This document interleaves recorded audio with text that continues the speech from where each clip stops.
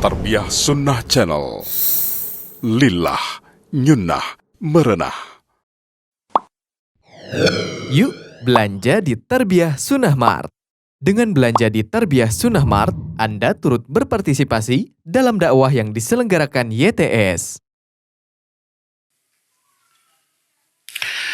Bagaimana sikap makmum saat khotib berdoa di khutbah yang kedua? Apakah mengaminkan dan mengangkat tangan? Enggak. Tidak mengangkat tangan dan mengaminkan hanya di dalam hati. Tidak keluar suara. Kenapa? Pertama, mengaminkan hukumnya sunnah. Sedangkan berbicara hukumnya haram. Terlebih, hadis yang melarang berbicara adalah berbicara yang di luar khutbah, hukumnya wajib. Nabi SAW menyatakan, "Idza qulta li sahibiha yaumal jum'ah wal imamu yakhtub faqad laghauta, faman lagha fala jum'atalah." Kalau kamu berbicara kepada saudaramu pada hari Jumat, para imam sedang khutbah, ansit, diam kamu. Ucapan ansit, diam kamu, itu amar ma'ruf nahi munkar. Ada orang yang ngobrol, oleh kita dicarek. Oleh kita dicarek tadi, ditegur, dilarang. Itu amar ma'ruf nahi munkar. Amar ma'ruf nahi munkar di luar khutbah adalah wajib. Tapi ketika sedang khutbah dilarang. Dianggap lago. Apalagi yang hukumnya tidak wajib. Seperti mengaminkan doa. Itu hukumnya tidak wajib, ya. Maka jangan aminkan secara lisan, cukup dalam hati saja dan tidak mengangkat tangan. Adapun mengangkat tangan ini khusus ada celaan dari sebuah hadis yang sahih ketika seorang sahabat Jumatan, imamnya adalah seorang tabi'in, tapi dia penguasa, lalu di khutbah kedua ketika berdoa mengangkat tangan. Si sahabat ini melihat, lalu dia mendoakan keburukan. Qabbahallahul hataini yadain. Semoga Allah memburukkan kedua tangan itu. Karena Rasul SAW tidak pernah mengangkat tangan ketika berdoa di akhir khutbah pada waktu Jumat. Ya, maka tidak angkat tangan imamnya ataupun makmumnya.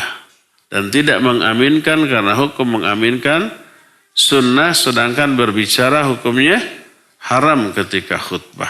Walaupun berbicara sesuatu yang wajib. Seperti amar ma'ruf nahi munkar, hei diam kamu. Kalau begitu gimana kalau ada orang yang ngobrol ketika khutbah mengganggu kita? Siapa yang bertanggung jawab? Imam tegur. Ya, hei yang ngobrol diam. Lalu diam. Tapi kalau imamnya diam saja gimana? Kita greget nih. Ya. Kita sedang khusyuk mendengarkan karena penjelasannya bagus, sementara di kiri di kanan ini ngobrol masalah kerajaan Sunda. Seru kayaknya tuh. Imam diam aja. Kalau kita mau, kita yang berbicara ke imam. Imam, ini ngobrol nih, ya. Kalau bicaranya ke imam boleh. Yang terlarang adalah berbicara ke siapa? Ke makmum.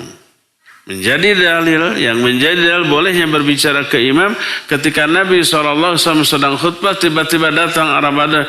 Ya Rasulullah, ini kemarau panjang, coba engkau berdoa kepada agar Allah menurunkan hujan. Bicara langsung ke imam. Oleh Nabi tidak dilarang. Jangan ngomong ketika khutbah, haram. Enggak begitu. Langsung dipenuhi.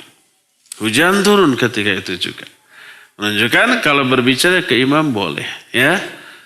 Jadi kalau ada yang ngobrol dan kita terganggu, imam diam aja, bilang, imam jangan egois, itu tuh anak buahmu tuh. Pemimpin yang baik adalah pemimpin yang peduli kepada kondisi orang yang dipimpinnya, ya enggak? Nah, imam sholat, imam khutbah harus tegas kepada makmum. Jangan egois. Makmum belum siap, belum beres, langsung takbir Allahu Akbar, tidak peduli. Masjid besar, tidak pakai speaker, takbir Allahu Akbar, Allahu Akbar. Di belakang nggak denger, ya. Jadi ini tuh sudah ruku apa belum, ditinggali, sudah sujud. Padahal mereka belum ruku-ruku acan. Ada yang begitu tuh. Apalagi akhwat yang di belakang, ada hijab ya. Si imam nggak pakai speaker, terus takbirnya perlahan hanya terdengar oleh saf pertama saja. Jadi si akhwatnya terus ini sudah lama berdiri panjang-panjang amat imam baca, padahal sudah salam. Harus perhatikan kalau jadi imam ya, jangan egois.